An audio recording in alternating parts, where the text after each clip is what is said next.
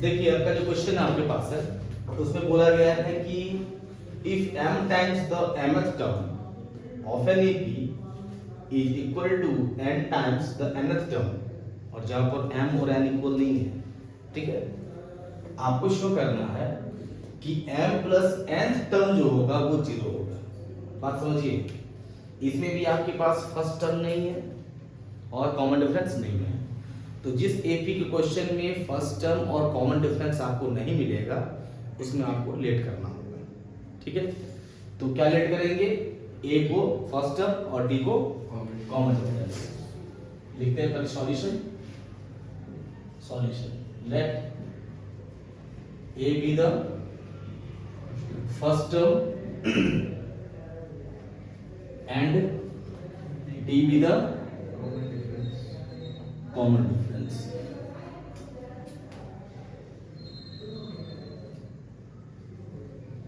ठीक है, अब देखिए क्या बोला सो, यहां पर बोला m times the mth term.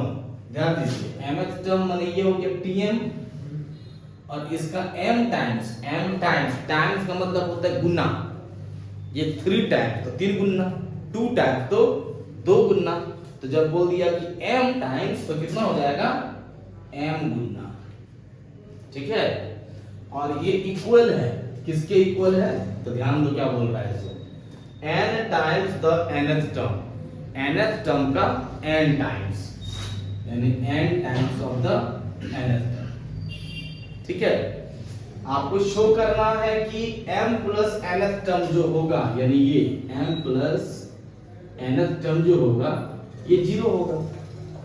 m plus nth term आने के लिए क्या चाहिए आपके पास, देखो आप जानते हैं कि Tn का फार्मूला होता है a plus n minus 1 into D.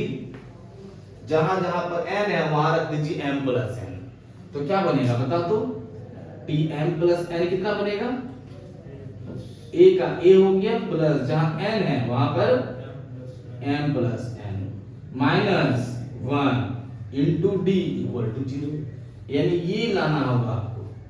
इसको ऐसे सॉल्व कीजिए कि आपके पास ये ऑटोमेटिक मिल जाए, ठीक है, और मिलेगा ही।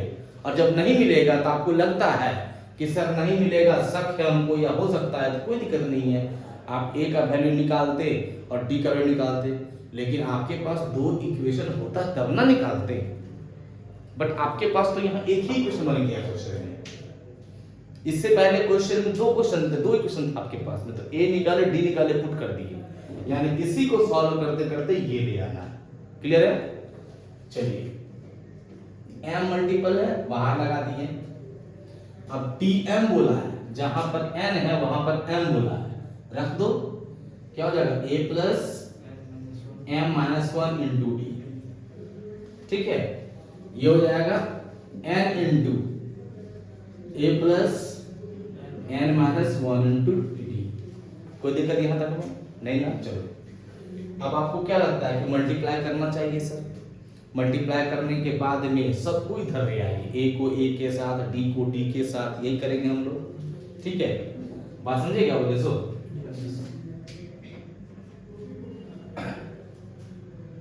देखो m का m हो गया मल्टीप्लाई, क्या सॉल्व करो अपने आ जाएगा, देख लीजिएगा, a हो गया, m को d से मल्टीप्लाई तो md minus D equal to n हो गया, a plus N D minus D, multiply करो am plus m square D minus M D equal to an plus square D minus N D, ठीक है।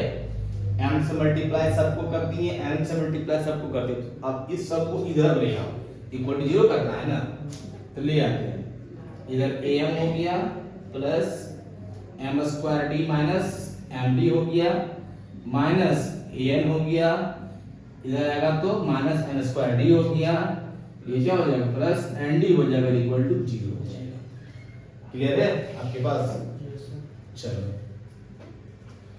अब देखो D D वाले को एक साथ और ए ए वाले को एक साथ, तो ये am और an एक साथ हो जाएगा सर, तो am माइनस an हो गया, ठीक है।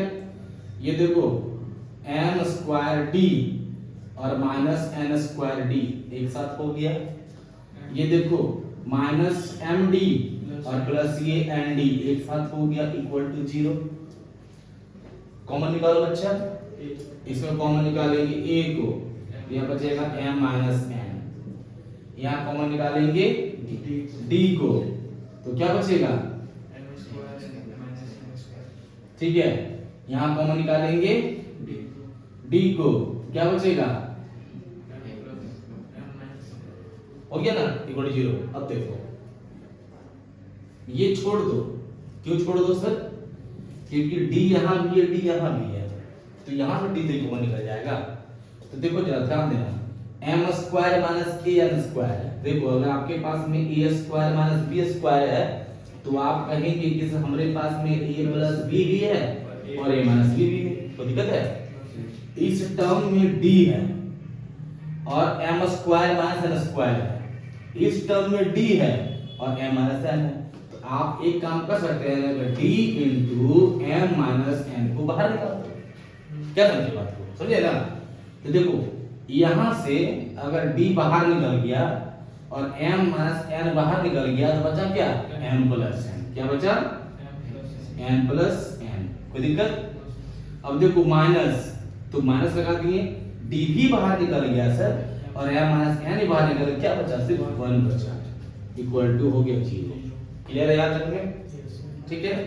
अब देखो जरा सा, इस टर्म में और इस पूरे टर्म में m माइनस n कॉमन है, तो आप m माइनस n को बाहर निकाल दीजिए, ठीक है।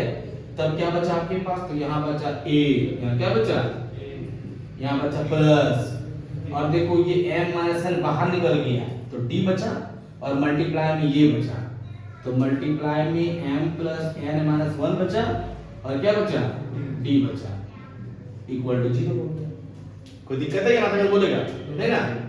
अब m माइनस n तो नहीं चाहिए हमको, सब्जेक्ट में चाहिए क्या, तो इसको मल्टीप्लाई में है, अगर 0 की तरफ भेज देंगे तो पूरा 0 हो जाएगा ना, इधर क्या बचेगा, a plus m plus n minus 1 into d equal to क्या, 0। अब देखो ये m प्लस n जो टर्म होता है वही लिखाता है, अगर मान लेते हैं tn होता तो आप क्या लिखते हैं, a plus n minus 1 to d, ये n यहाँ पर है क्योंकि tn है, अब यह m प्लस n है tm प्लस n होगा, तो यानी क्या कहलाएगा, ये हमारा tm plus n equal to 0। और अगर प्रूफ ये करना था कि m प्लस n तब क्या हो जाएगा, 0 हो जाएगा, तो hence m plus nth term is 0, ये क्या हो गया हमारा प्रूफ। कोई दिक्कत है तो बोला जाए, ठीक है।